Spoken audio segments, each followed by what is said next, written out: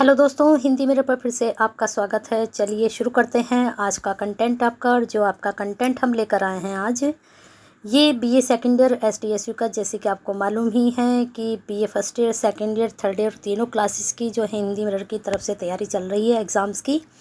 और आपके एग्ज़ाम्स आज से शुरू हो चुके हैं। उससे संबंधित मैं आपको एक छोटी सी इन्फॉर्मेशन देना चाहती हूँ। आज होम साइंस का पेपर था, तो first year, second year, third year के स्टूडेंट इसको ज़्यादा से ज़्यादा शेयर करें। मैं बता देती हूँ, आपका 75 नंबर का आपका पेपर आ रहा है। क्लियर हो चुका है कि 75 नंबर का आपका पेपर आएगा। छोटी सी वीडियो मैं आपके लिए बना दूंगी पेपर के पैटर्न को लेकर। आज होम साइंस का पेपर था, तो आज मेरी ड्यूटी थी, तो उसमें 75 नंबर का पेपर आया, जिसमें 10 क्वेश्चंस एमसीक्यू थे। तो आप समझ लीजिए एमसीक्यू ज़रूर आएंगे। साथ में उसमें आपके क्वेश्चंस थे शॉर्ट, जो कि 4 नंबर के थे, 5 उसमें क्वेश्चन करने थे। तो ये आपके हो चुके हैं 30 नंबर। आगे फिर थे आपका 15 नंबर के लॉन्ग क्वेश्चन। तो आपके क्वेश्चन थे 15 नंबर के। 15 नंबर के 3 क्वेश्चंस करने थे। तो इस और आपको चॉइस बहुत मिली है। 3 क्वेश्चन में जो 8 क्वेश्चन में से 3 ही करने थे, तो आपके पास बहुत सारे ऑप्शन होंगे। आप अच्छे से तैयारी कर लीजिए, बिल्कुल ना घबराएं और अच्छे से तैयारी कीजिए। अगर आपने मेरे चैनल की सारी वीडियो भी देख ली, तो आपका पेपर बहुत अच्छे से जाने वाला है। चलिए आगे चलते हैं। हम लेकर आए हैं सुभद्रा कुमारी चौहान के बारे में, जो कि सेकेंड ईयर के आपके सिलेबस में हैं। और इनके थोड़ा सा जन्म के बारे में बताने के बाद इनकी जो कविता है, एक तो रानी लक्ष्मीबाई, दूसरा आपका वीरों का कैसा हो बसंत, उसके बारे में थोड़ा सा पहले बताऊंगी। फिर पूरी कविताएं आपके लिए लेकर आई हूँ। जो आप कविता पूरी पढ़ लोगे, तो कहीं से भी कोई सी भी पंक्ति आए आप एक्सप्लेन कर सकते हो। वैसे कविता का मेरा मानना है कि आप कविता में एक्सप्लेन आराम से कर सकते हो। उसका भी पैटर्न थोड़ा सा आपको बताती हूँ कि किस तरह से एक्सप्लेन किया जाता है। आपको सिर्फ थोड़ा सा इतना क्लू मिल जाए कि कहाँ से ये पंक्तियाँ ली गई हैं, तो फिर आपका बिल्कुल 100%, अगर आपका 7 नंबर की व्याख्या है तो 6 नंबर तो आपको मिलेंगे ही, अगर आपने कवि कवित्री का नाम और उसका जो कविता है का नाम है उसको सही लिखा है। फिर एक्सप्लेन आप किसी भी तरह से करिए, वो इतना मैटर नहीं करता है।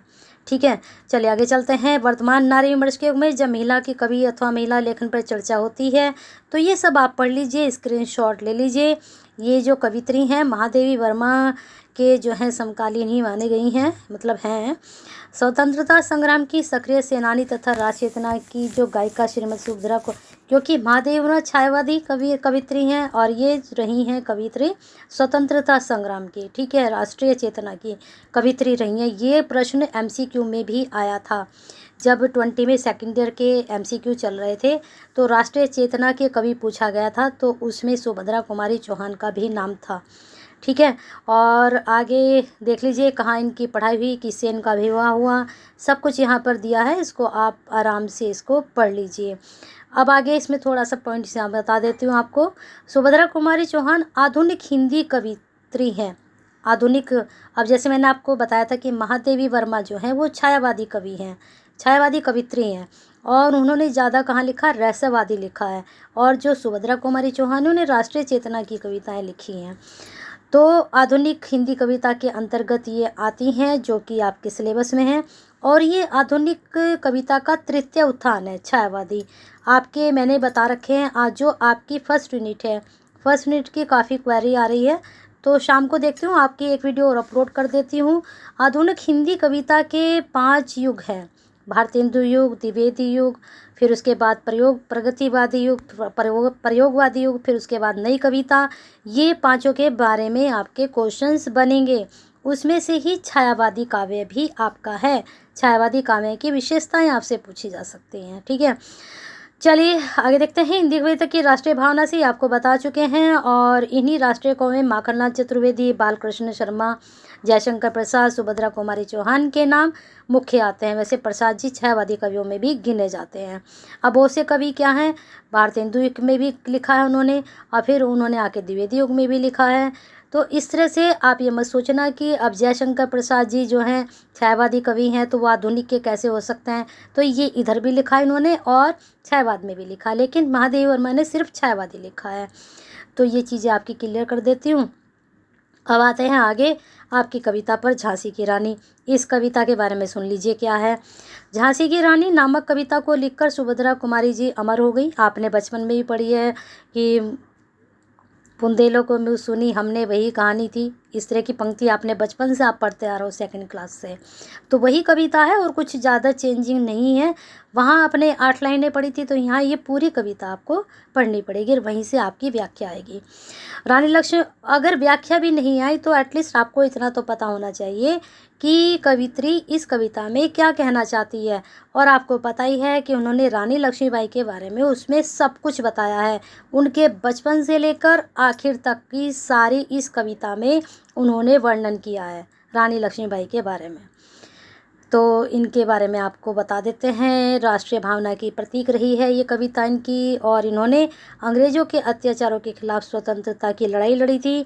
और इन्होंने अपने यज्ञ के अपने जो प्राण थे उसकी सुलगाकर अंत में अपने प्राणों की आहुति दी थी। रानी लक्ष्मीबाई उस समय वैधव्य के प्राप्त हो गई थी, जिस समय अंग्रेजी हुकूमत दमनकारी नीति से भारतीय राजाओं और नवाबों को जागीर राज्यों को छीनकर एक एक कर उस पर अपना प्रभुत्व कायम कर रही थी। ऐसी विषम परिस्थिति में झांसी की वीर रानी यह उद्घोष कर कि मैं अपनी झांसी नहीं दूंगी, अंग्रेजों से भिड़ गई थी। इसकी इस कविता का, इस वीरता का वर्णन उन्होंने अपनी कविता के माध्यम से किया है।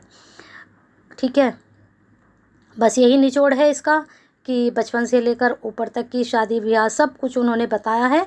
और लास्ट में जब वो अकेली रह गई थी तो उन्होंने कहा था कि मैं अपना राज्य अंग्रेज़ों को नहीं दूंगी। तो यहाँ ये पंक्ति है, इनको आप चेक कर सकते हो। आगे देखते हैं। ऐसी वह रानी अंत में वीर गति को प्राप्त होगी, परंतु इतिहास में सदा के लिए वह अमर हो गई। और उसे श्रद्धा सुमन अर्पित करते हुए कवित्री ने अपने विचार रखे हैं। जाओ रानी, याद रखेंगे ये कृतज्ञ भारतवासी, यह तेरा बलिदान लगाए गए स्वतंत्रता अविनाशी, होवे चुप इतिहास लगे सच्चाई को चाहे फांसी। बहुत अच्छी पंक्तियाँ हैं, बन सकती हैं एग्ज़ाम में। और भी पंक्तियाँ हैं, लेकिन चलो वीरों का कैसा हो बसंत इसके बारे में थोड़ा समझा देते हैं। वीरों का कैसा हो बसंत, अब वीर तो देखो हमारी रानी लक्ष्मीबाई भी हैं, इसके अलावा भी बहुत से वीर हैं जिन्होंने अपने बलिदान दिए भारत देश को आज़ाद कराने के लिए। तो जब ये राष्ट्रीय कवित्री हैं तो उन्होंने ज़्यादातर उन्हीं के ऊपर लिखा जिन्होंने स्वतंत्रता आंदोलन में अपने प्राणों की आहुति दी थी। तो उन्होंने कहा है ये जो वीर थे जिन्होंने अपनी आहुति दी, कुछ परवाह नहीं की, तो उनका किस प्रकार का बसंत होना चाहिए। बसंत तो आप जानते हैं बसंत ऋतु होती है। तो अब देखते हैं कवित्री ने उसको किस प्रकार से एक्सप्लेन किया है। उन्होंने कहा है कि राष्ट्रीयता के चटक रंगों से रंगकर भारतीय वीरों में राष्ट्रीय चेतना का संचार किया है। हमें अपने प्राचीन इतिहास का स्मरण करना होगा कि हमारे गौरवशाली अतीत के इतिहास के पृष्ठों में सोए हुए असंख्य वीर नौजवान देश प्रेमी हैं, जो अब ये नहीं कि सिर्फ अंग्रेज़ों के समय ही हमारे देश में वीर पैदा हुए, उससे पहले भी हमारे देश पे लोगों ने राज्य किया, सभी शासकों ने राज्य किया। तो उस वक्त के भी इन्होंने वीरों का वर्णन किया है जिन्होंने अपनी देश की आज़ादी, अपने देश के लिए प्राण न्यौछावर किए। तो जो शाश्वत सनातन इस भारत माँ की आन शान के लिए हंसते हंसते फांसी पर झूल गए, इसलिए वीरों का बसंत तो कुछ अलग ढंग का होना चाहिए, कुछ निराले ढंग से मनाना चाहिए। जैसे कि हम पुण्यतिथि बनाते हैं, सबकी मनाते हैं, तो उनका जो पुण्यतिथि है उसको हम और अच्छे ढंग से मनाएं। 15 अगस्त मनाते हैं, 26 जनवरी मनाते हैं, तो इनको, इन वीरों को हम याद करते हैं, तो इनको और कुछ अलग ढंग से इनको हम मनाएं। ऐसे राष्ट्रीय ओजपूर्ण काव्य धारा वाली सुभद्रा कुमारी चौहान को उनके काव्य संग्रह मुकुल पर 1931 में साहित्य सम्मेलन द्वारा शेक्सपियर पुरस्कार दिया गया था। ये चीज़ आप ज़रूर याद कर लेना, ये आपके MCQ में बन सकता है। उनका काव्य संग्रह का नाम है मुकुल और उनको शेक्सपियर पुरस्कार मिला, पर ये जरूर पढ़ लेना। 1948 में एक मोटर दुर्घटना में इनकी मृत्यु असामयिक बोलते हैं, मतलब अचानक से हो जाना। सुभद्रा कुमारी की जो कविताएं हैं उनमें देश प्रेम ये आपको बता ही चुकी हूँ मैं। रानी की समाधि पर हो या झांसी की रानी अथवा वीरों का कैसा हो बसंत, उनकी हर कविता में स्वदेश प्रेम झलकता है। तो ये हो चुकी है अब आपकी। और लास्ट में ये भी देख लीजिए, इनका जो काव्य संकलन है एक त्रिधारा है और मुकुल, मैंने आपको बता दिया मुकुल के लिए इन्हें पुरस्कार मिला है और त्रिधारा भी इन्हीं का है। इसके अतिरिक्त इन्होंने बिखरे मोती, उन्मादनी इनके कहानी संग्रह हैं। ठीक है, लेकिन कहानी संग्रह शायद ही पूछे जाएँ, उन्मादनी भी पूछा गया था। 2021 में जब आपके सेकेंड ईयर के पेपर थे MCQ बेस, तो वहाँ पर उन्मादनी के बारे में भी पूछा गया था और मुकुल के बारे में भी पूछा गया था। तो ये 3 चीज़ें आपको बता दी हैं। अब मैं स्क्रॉल करती जा रही हूँ, आप स्क्रीनशॉट ले लीजिए पंक्तियों के। झांसी की रानी, सिंहासन उठे राजवंशों से भरकटी तानी थी, कानपुर के नाना मुँह बोली छबीली थी। यहाँ पर इसका स्क्रीनशॉट लेते जाइए। देखो, चित्रा ने अर्जुन को पाया, शिव से मिली भवानी थी। यहाँ पर उनके विवाह का उन्होंने वर्णन किया है। यहाँ पर निसंतान मरे राजा जी, यहाँ मृत्यु का बता दिया उन्होंने, ये देख लीजिए। फिर अंग्रेज़ों के बारे में चल रहा है। महलों ने दिया, झोपड़ी ने ज्वाला सुलगाई थी। इनकी पंक्ति आप एक बार पढ़ोगे। अब आगे है आपके वीरों का कैसा बसंत। अब यहाँ तक जो पंक्तियाँ हैं इनको एक बार पढ़ लो, और जैसे ही आप पढ़ोगे, अब रानी गई सिधार चिताब गई, दिव्या सांवरी थी, मिला तेज से तेज, तेज की रह सच्ची अधिकारी थी। जब अगर यही पंक्तियाँ आ जाएं, तो अगर आपको स्वतंत्रता, यहाँ शब्द आ रहा है, आपके पूरे सिलेबस में स्वतंत्रता की कहीं भी कोई कविता नहीं है, सिर्फ यही कविता है, तो आप इसको पढ़ते ही समझ जाओगे कि ये कहाँ से है, रानी लक्ष्मीबाई में से है। समझ जाओगे ना। तो बस यही चीज़ आपको पकड़नी है, शब्द पकड़ने, आपको पूरी कविता नहीं पकड़नी है। शब्दों से आपको अंदाज़ा लगाना है कि कविता कहाँ से ली गई है।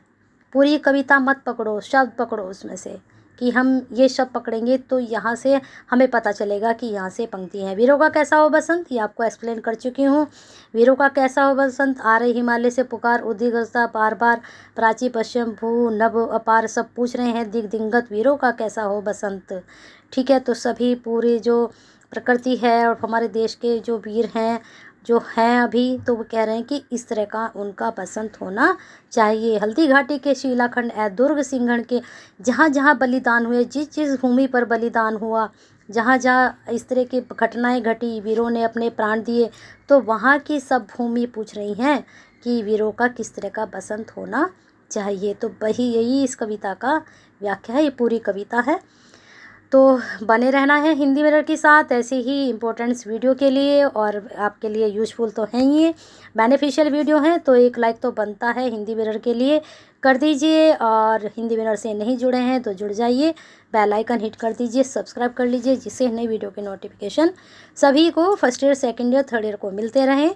और जैसे ही आपके और भी कोई नोटिफिकेशन, न्यूज़ कुछ भी आता है तो आपको तुरंत मिलती है। उसके लिए एक लाइक तो बनता है, ठोक दीजिए सभी मिलकर एक साथ, और शेयर कीजिए ज़्यादा से ज़्यादा उन स्टूडेंट्स के लिए जो सेकेंड ईयर के स्टूडेंट्स हैं। और कमेंट बॉक्स में अपनी क्वेरी ज़रूर सेंड करते रहिए, पूरी हो रही हैं, आगे भी होंगी। पॉलिटिकल हिस्ट्री की बहुत क्वेरी आ रही है, तो उनके भी आपको कंटेंट मिलेगा। पहले अभी जो पेपर हमारे सामने हैं उसको फोकस करते हैं, धीरे धीरे जैसे जैसे पेपर होते जाएंगे सबके कंटेंट मैं आपको प्रोवाइड कराती जाऊंगी। बने रहिए हिंदी मिरर के साथ ऐसे ही वीडियो के लिए, और शेयर कीजिए, साथ में केयर कीजिए।